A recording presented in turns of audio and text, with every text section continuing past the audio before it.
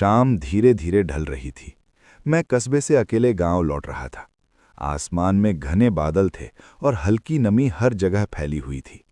कच्चे रास्ते पर उतरते ही मिट्टी की ताज़ी खुशबू और बारिश के गीले धब्बे महसूस हुए।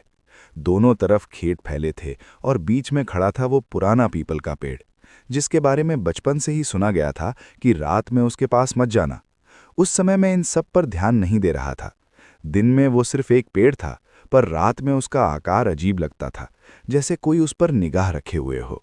रात गहरी थी, हवा ठंडी थी और सन्नाटा चारों तरफ पसरा हुआ था। झींगरों और मेंढकों की आवाज़ गायब थी, केवल मेरे कदमों की खड़खड़ाहट सुनाई दे रही थी। हर कदम के साथ मेरी हिम्मत कम होती जा रही थी।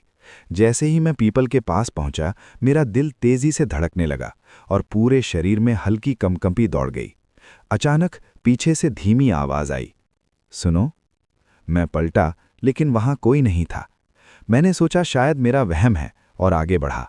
फिर वही आवाज़ फिर आई, थोड़ा रुक जाओ। ये किसी थकी हुई औरत की आवाज़ थी, डरावनी नहीं, बस बहुत थकी और खाली। मैं पूरी तरह रुक गया।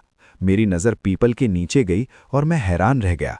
वहां खड़ी थी एक औरत, साधारण कपड़े पहने हुए, बाल भीगे हुए, और उसके पास एक छोटी बच्ची खड़ी थी, लगभग 5 साल की। बच्ची मेरी तरफ देख रही थी, लेकिन रो नहीं रही थी। औरत ने धीरे से पूछा, रास्ता यही है ना गांव का? मैंने सिर हिलाया। वो बोली, फिर लोग यहां से भागते क्यों हैं?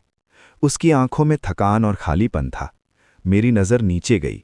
मैंने देखा कि उनके पैर जमीन को छू नहीं रहे हैं, हल्के हल्के हवा में तैर रहे हैं। अचानक मेरे शरीर में ठंड दौड़ गई, दांत बजने लगे। बच्ची मेरी तरफ देखती है और कहती है, भैया, आपको ठंड नहीं लग रही? मैं वहीं ठिठक गया। कुछ बोल नहीं पाया, बस एक पल के लिए आंखें बंद कर लीं। जब मैंने आंखें खोली तो वहां कोई नहीं था, ना औरत ना बच्ची, सिर्फ पीपल और अंधेरा। गीली मिट्टी पर 2 छोटे पैरों के निशान थे, जो पीपल की जड़ों की तरफ जाते जाते गायब हो गए। मैं डर के मारे भागा नहीं, बस वहीं बैठा रहा। दिल भारी था और शरीर थर थर कांप रहा था। धीरे धीरे सुबह की रोशनी आई। गांव के बुजुर्ग मुझे देखकर बोले, दिख गई होगी। मैंने पूछा, क्या? उन्होंने बताया कि करीब 30 साल पहले उसी पीपल के नीचे एक औरत अपनी बेटी के साथ कई रातों तक बैठी रही थी। उसका पति मर चुका था और गांव वालों ने ताने दिए, कोई मदद नहीं की। एक सुबह माँ बेटी दोनों ठंड और भूख से मर गईं और उनका अंतिम संस्कार वहीं हुआ। आज भी उस पीपल के नीचे पानी रखा जाता है, कभी छोटे खिलौने रख दिए जाते हैं। रात में कोई वहां नहीं रुकता। पेड़ खड़ा है, खामोश, लेकिन खाली नहीं। मैं आज भी जब उस रास्ते से गुजरता हूं तो दिल तेजी से धड़कता है। मुझे लगता है कि उस रात मैंने उन दोनों को देखा, उनकी कहानी सुनी और महसूस किया कि कुछ लोग मरने के बाद भी सिर्फ ये चाहते हैं कि कोई उनकी मौजूदगी महसूस करे। शायद मैं वही इंसान था जिसने उनकी कहानी सुनी और देखा।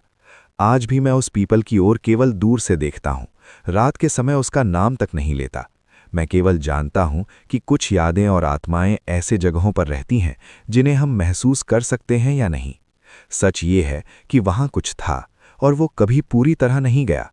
उस रात की ठंडी हवा, सन्नाटा और पीपल के नीचे का वो खालीपन मेरी आंखों और दिल में आज भी जीवित है।